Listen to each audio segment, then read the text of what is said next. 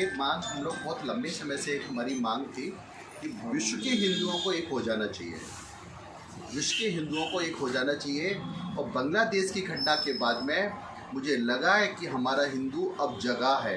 ये बार बार हमारी सरकार भी कह रही है, साधु संत भी कह रहे हैं, बटोगे तो कटोगे और एक रहोगे तो नेक रहोगे, बटोगे कटोगे तो फिर लुटोगे भी।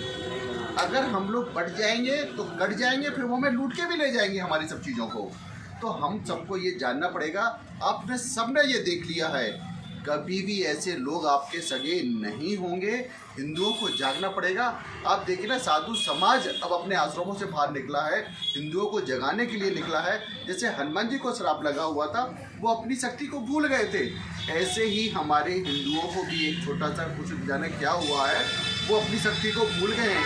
आप हमेशा इतिहास उठा के देखिएगा, सनातन धर्म ना कभी ख़त्म हुआ है और ना ही कभी ख़त्म होगा। जब तक इस पृथ्वी पर एक भी साधु जीवित रहेगा तो सनातन धर्म कभी ख़त्म नहीं होगा। उसके बाद हमारे हिंदुओं को बचाने के लिए सारे हिंदुओं को एक होना पड़ेगा और अपने परिवार को आगे बढ़ाना पड़ेगा। अब एक और बात देखिए ना, अब इसके बाद जो रिजल्ट आ रहा है, हमें अपने परिवारों को भी आगे बढ़ाना पड़ेगा और हिंदुओं को एक होकर राष्ट्र के लिए काम करना पड़ेगा। भू जी, हिंदू वोट के बारे में क्या कहना है? वोट आवश्यकता है?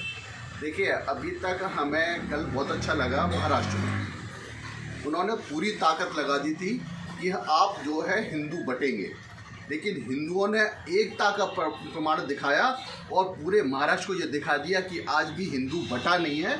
और ये सारी चीज़ें सब आप लोगों ने देखा। मैं बार बार एक प्रार्थना करना चाहता हूँ, हिंदुओं के पास सबसे बड़ी ताकत वोट है। आप अगर वोट देते रहेंगे तो आप जीवन भर सुरक्षित रहेंगे।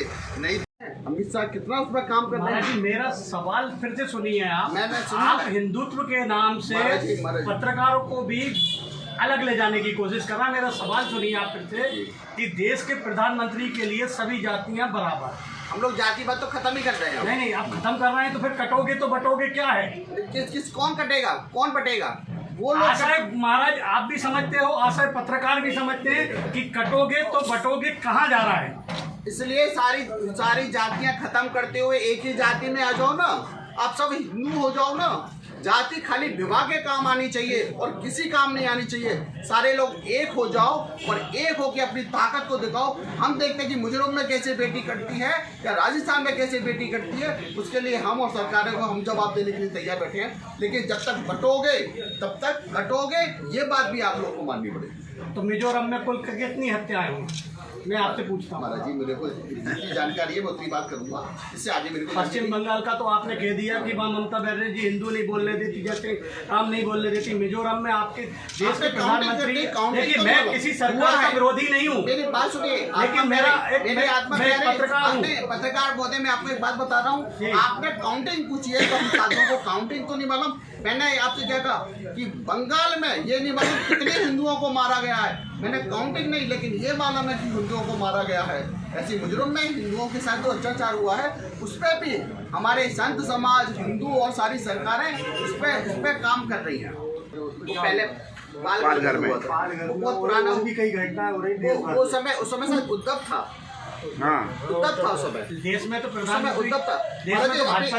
अभी आप में से कोई मुझको गोली मार जाए और आप प्रधानमंत्री को बोले कि साहब ये क्या हो गया, आपके होते होते कोई गोली मार गया।